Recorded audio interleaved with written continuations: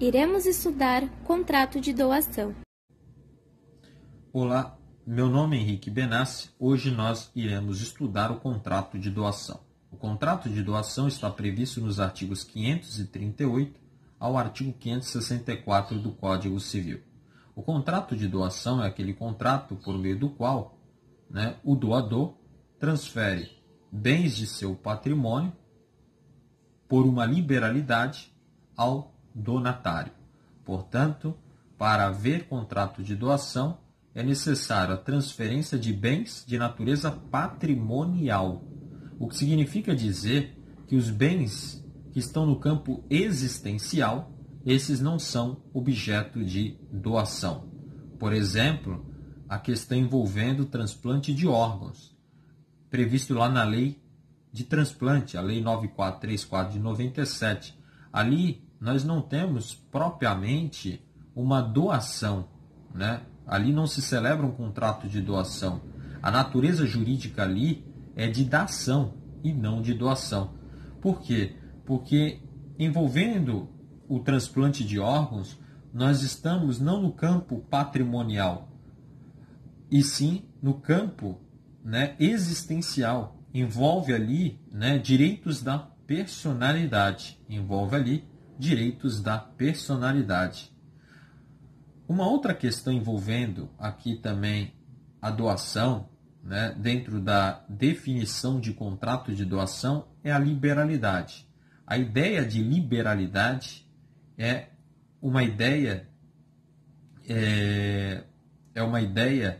de via de mão única. A liberalidade, ela significa o seguinte: a liberalidade significa que o doador vai, por livre e espontânea vontade, transferir um bem do seu patrimônio ao donatário sem receber algo em troca. Portanto, a liberalidade é uma via de mão única. Diferentemente da solidariedade. Nós não podemos confundir liberalidade com solidariedade. A solidariedade remete à ideia de reciprocidade, de um ajudar o outro, Essa é a ideia de solidariedade, que não se confunde com a liberalidade. Veja, no caso de liberalidade, a ideia de liberalidade é mais ampla do que a ideia de doação. Toda doação, na verdade, envolve uma liberalidade, mas nem toda liberalidade é uma doação. Por exemplo, nós temos o caso aqui de renúncia, a renúncia de um direito, a remissão de uma dívida pode configurar uma liberalidade. Mas veja que a questão da liberalidade é mais ampla do que a de doação. Então, repito, toda doação vai necessariamente ter uma liberalidade, mas nem toda liberalidade é uma doação, nem toda liberalidade é uma doação. E veja bem, agora nós vamos trabalhar a questão da classificação do contrato de doação. Primeiro, o contrato de doação é um contrato benéfico. É um contrato benéfico porque o contrato de doação vai beneficiar o donatário. O donatário será beneficiado pelo contrato de doação. Então, por isso que ele é um contrato benéfico. E veja, se o contrato de doação é um contrato benéfico, o Código Civil, lá na parte geral, mais exatamente no artigo 114, nos informa que a interpretação mais adequada, em se tratando de negócios jurídicos benéficos, é a interpretação restritiva. O que significa dizer que, havendo dúvida quanto à natureza de uma determinada relação jurídica, Ou seja, havendo dúvida se aquela relação jurídica é de contrato de compra e venda ou se é de contrato de doação, devemos interpretar, por força do artigo 114 do Código Civil, como hipótese de compra e venda e não de doação. Por quê? Os negócios jurídicos benéficos, como por exemplo a doação, devem ser interpretados de maneira restritiva. Devem ser interpretados de maneira restritiva. Bom, próxima classificação do contrato de doação. O contrato de doação é um negócio jurídico unilateral.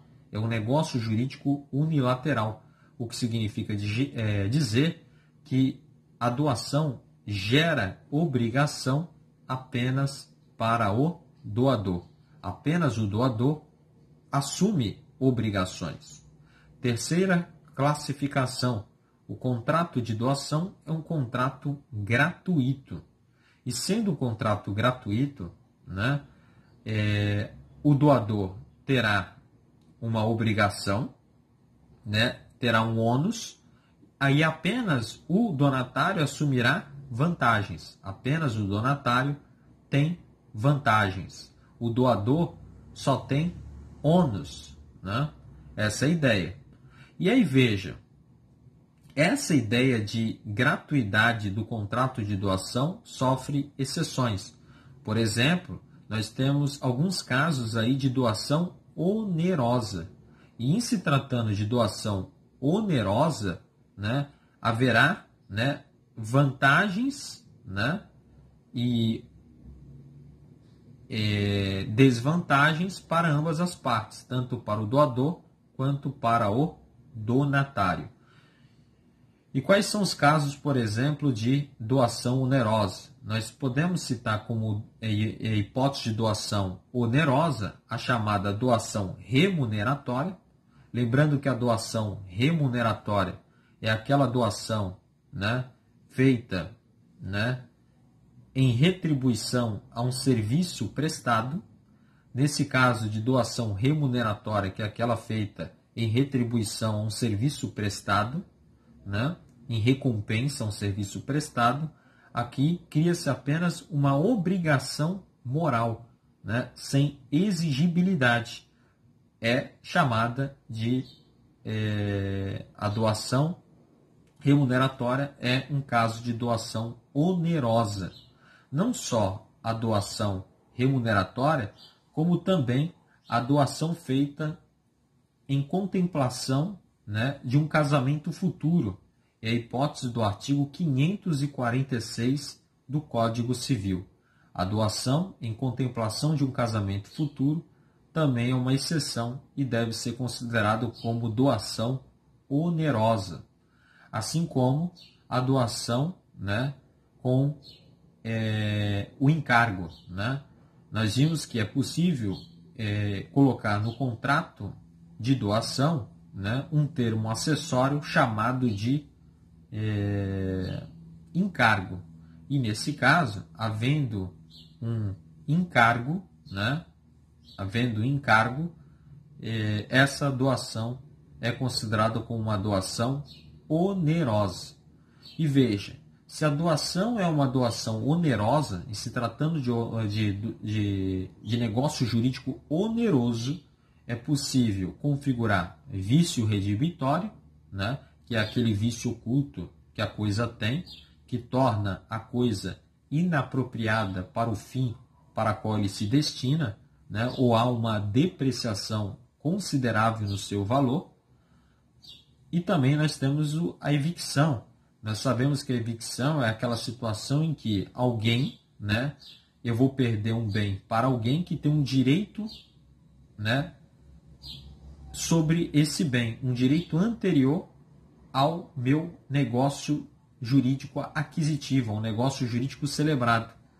Nesse caso, então, seja evicção, seja vício redibitório, é possível, né, esses dois institutos ocorrerem, né, nas doações onerosas.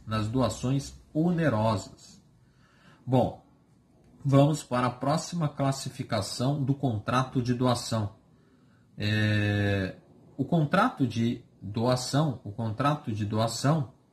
ele é um contrato formal, Isso porque, como regra, né? Isso porque o contrato de doação deve assumir a forma escrita, deve ser feito por escrito. E aí pode ser feito por instrumento público ou por instrumento particular, né? Em se tratando de bem imóvel, acima de 30 vezes o maior salário mínimo vigente no país, será necessário escritura pública. E veja que a ideia do contrato de doação é a ideia de formalismo, é a ideia de que as partes devem, né, adotar a forma escrita. Mas veja, essa regra de que o contrato de doação deve ser feito por escrito sofre exceção. É possível o contrato de doação sendo feito de maneira verbal. É a chamada doação manual. A doação manual está previsto no artigo 541, né, parágrafo único do Código Civil. Para configurar uma doação manual, primeiro, tem que envolver bens de pequeno valor. Segundo, tem que haver a tradição imediata da coisa e só pode envolver bem móvel. Somente bem móvel pode ser objeto de doação manual. Então, veja, para configurar a doação manual, tem que envolver bem móvel, né? 2, tem que ser de pequeno valor e tem que haver a tradição imediata da coisa. Quanto ao pequeno valor, a jurisprudência, ela vai estabelecer como critério de pequeno valor, né, o patrimônio do doador. Então, esse é o norte, né? Nós devemos estabelecer o que vem a ser pequeno valor de acordo com o patrimônio do doador. Isso significa dizer que se o doador for milionário, né, uma joia, por exemplo, de 500 mil reais, pode ser considerado como um bem de pequeno valor. E, portanto, é possível fazer doação verbal, né, nessa hipótese. Então, essa é uma outra característica do contrato de doação. Bom, o contrato de doação, além disso, envolve sujeitos, personagens. De um lado, eu tenho o doador, do outro lado, eu tenho o donatário. Bom, primeiro, vamos trabalhar com a figura do doador. Bom, nós sabemos que os negócios jurídicos, né, envolve aí a necessidade de que a pessoa tenha capacidade. Então, para ser doador, tem que ser uma pessoa capaz, sob pena de nulidade ou de anulabilidade, a depender do grau de incapacidade. Lembrando que a doação feita pelo incapaz, né, vai depender de autorização judicial, ouvido previamente o Ministério Público, que atuará na condição de fiscal da ordem jurídica, na condição de custos iuris. E o procedimento aqui a ser adotado é um procedimento de jurisdição voluntária. Lembrando que, se o doador for casado, né, nesse caso é necessário a vênia conjugal, né, quando envolver bem imóvel.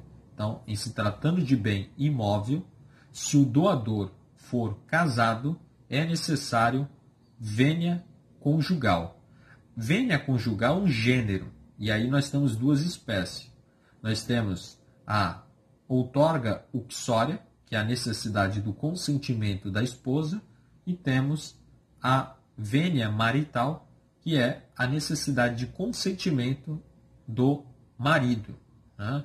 Seja qual for aí, né, a ideia de que para doar bem imóvel, né, se o doador for casado, ele precisa do consentimento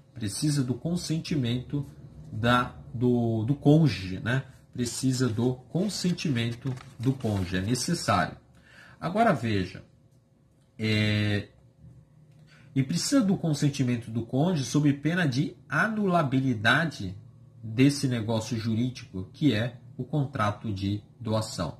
O prazo para pleitear a anulação do negócio jurídico por falta de consentimento do cônjuge é um prazo decadencial de 2 anos, que é contado a partir, né, do término do casamento. É contado a partir do término do casamento. Lembrando que o consentimento do cônjuge, ou seja, essa vênia conjugal, é dispensado no caso de casamento, né, sob o regime de separação total convencional. Porque no regime de separação total convencional, primeiro, foi fruto da vontade das partes.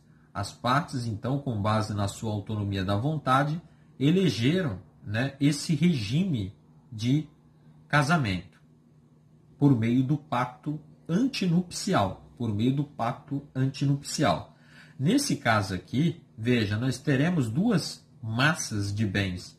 Bens que são exclusivos do marido, bens que são exclusivos da esposa. Nesse caso, não será necessário, né, o consentimento do cônjuge. Então, não será necessária a vênia, o quê? Conjugal. A vênia conjugal. Agora, veja, em se tratando de regime de comunhão parcial de bens, né, nesse caso será necessário o consentimento, né, do cônjuge. A vênia conjugal será necessária. Isso porque, e veja, e será necessário ainda que o bem seja só do marido ou só da esposa. Isso porque os frutos se comunicam. E o que vem a ser frutos? Nós já definimos o que vem a ser fruto em outros vídeos, né? Frutos são riquezas renováveis que a coisa gera. Por exemplo, juros, aluguel, né? Ou seja, nos frutos, ao retirar, né, a coisa, aquilo ali vai gerar riquezas, né, novamente. Então não há uma depreciação na coisa em si. Aquela coisa vai gerar riquezas a cada período de tempo. Então essa é a questão envolvendo a vênia conjugal. Agora veja, o donatário, em se tratando de doação pura, simples, né, o donatário pode ser uma pessoa incapaz, pode ser o incapaz. Então não se exige capacidade do donatário, porque em se tratando de negócio jurídico gratuito, o donatário ele só ofere vantagens. E se ele só ofere vantagens, é óbvio que não há necessidade de capacidade dele, né? Não há necessidade do donatário ser pessoa capaz. Além disso, é perfeitamente possível, né, fazer doação, por exemplo, ao nascituro. Quem é o nascituro?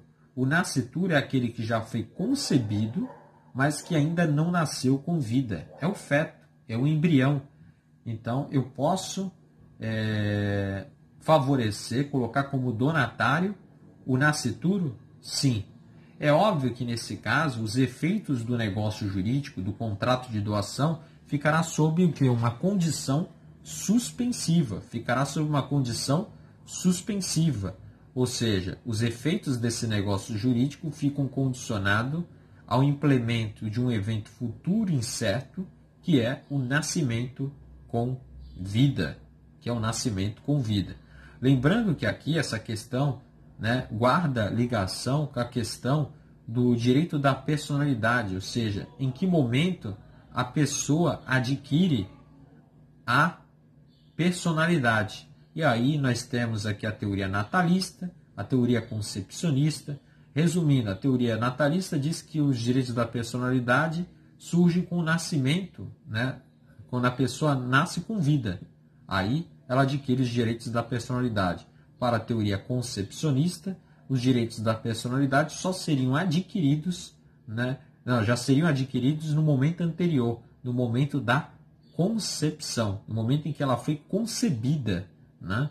Mas veja, seja qual for a teoria a ser adotada, né? Porque essa questão aqui gera divergências, se é a teoria natalista, se é a teoria concepcionista, né? A teoria adotada pelo Código Civil de 2002, o fato é que essa discussão é meramente acadêmica, uma vez que, seja qual for a teoria adotada, assegura-se ao nascituro, né, direitos.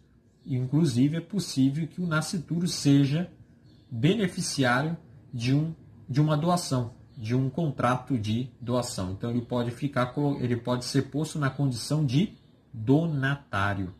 Não só o nascituro, o código vai além. É possível, inclusive, né, colocar como donatário, como beneficiário de uma doação, a prole eventual. A prole eventual.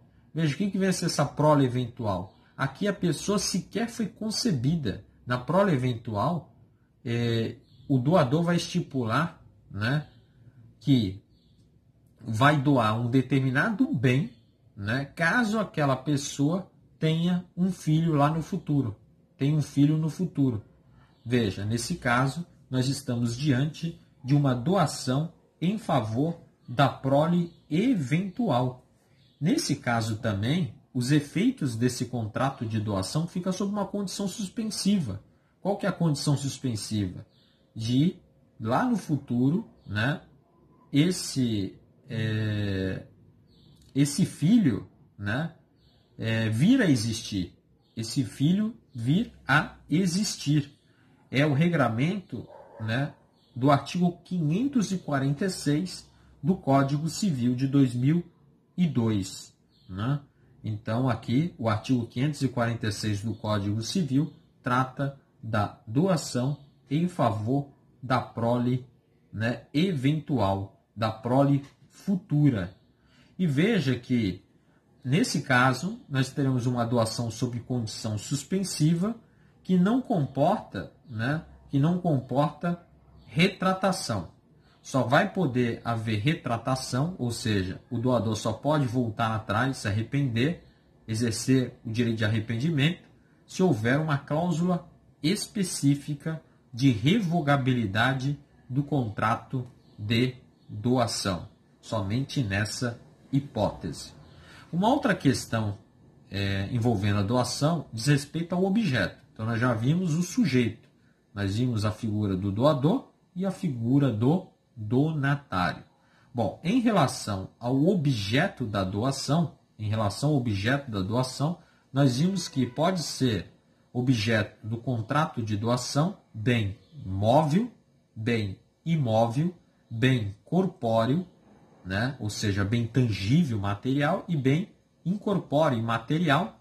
Inclusive, é possível doação de bens futuros. É a chamada doação a non domino. Doação a non domino.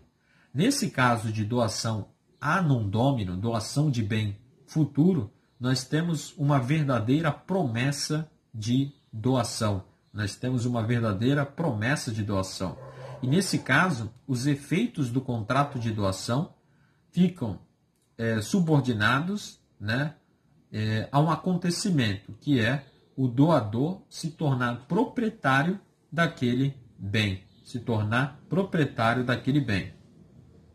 Além disso, só pode ser objeto de doação aqueles bens de conteúdo de caráter patrimonial. Não pode ser objeto de contrato de doação aqueles bens que estão no campo existencial, né, de natureza personalíssima. Exemplo, nós já falamos do transplante de órgãos, né, previsto na Lei 9434 de 97. Além disso, é possível doação, né, por subvenção periódica, ou seja, por prestação periódica. Isso aí está previsto no artigo 545 do Código Civil. Nesse caso, o doador vai estipular, né, uma renda mensal ao donatário a título de doação. E aí o que se pergunta é o seguinte: qual que seria o prazo aí, né, dessa prestação periódica? Bom, em regra, deve-se seguir aquele prazo convencionado pelo doador no contrato de doação, né? Agora, não havendo prazo convencionado, nesse caso, né, essa doação por subvenção periódica, por prestação periódica, vai ter validade, né, vai ter eficácia até a vida, né, enquanto o donatário estiver vivo. Enquanto o donatário estiver vivo, o doador então vai pagar essa prestação periódica, essa renda mensal. Agora, se por acaso o donatário falecer e mesmo assim o doador continuar pagando, né, esta renda mensal, essa prestação periódica, existe na lei um limite máximo, né, de vigência, né, desse contrato de doação, que é a vida do doador. A doação por subvenção periódica jamais poderá ultrapassar a vida do doador. Então, essa é a doação por subvenção periódica. Lembrando que a doação por subvenção periódica, por prestação periódica, essa prestação tem caráter alimentício, tem natureza alimentar.